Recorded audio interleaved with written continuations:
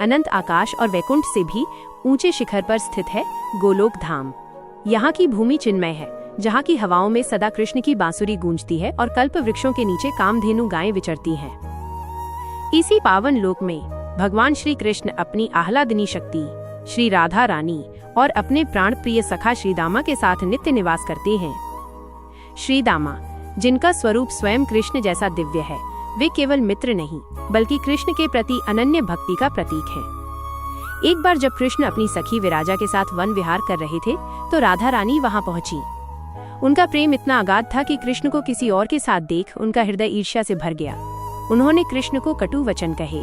पास ही खड़े श्रीदामा, जो कृष्ण को साक्षात ईश्वर मानते थे, उन्हें अपने आराध्य का ये अपमान सहन नहीं हुआ। श्रीदामा ने आगे बढ़कर कहा, हे देवी, शांत हो जाइए। आप जिन्हें कटु वचन कह रही हैं, वे संपूर्ण जगत के स्वामी हैं। राधा जी का क्रोध उस समय सीमा पर था। उन्होंने श्रीदामा को देखा और कहा, एक सखा होकर तुम मेरा विरोध कर रहे हो? तुम्हारा ये व्यवहार एक असुर जैसा है। जाओ, मैं तुम्हें असुर होने का श्राप देती हूँ। श्रीदामा व्यथित हो उठे।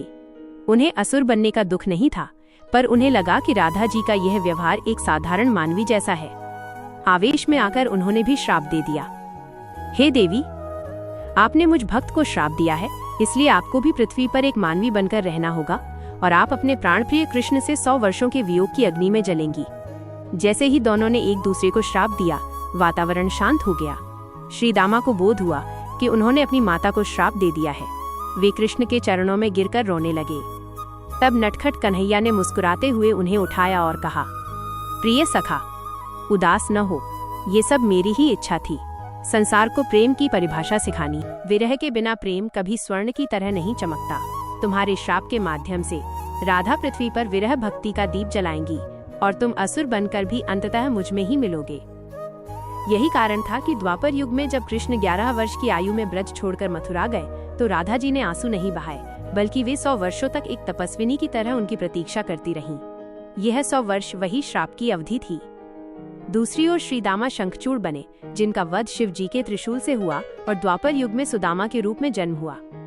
अंततः कुरुक्षेत्र की पावन धरती पर जब 100 वर्षों बाद राधा और कृष्ण मिले तो समय ठहर गया। वह मिलन केवल 2 देहों का नहीं, बल्कि भक्त श्रीदामा के श्राप की समाप्ति और ईश्वर के प्रेम की विजय का मिलन था।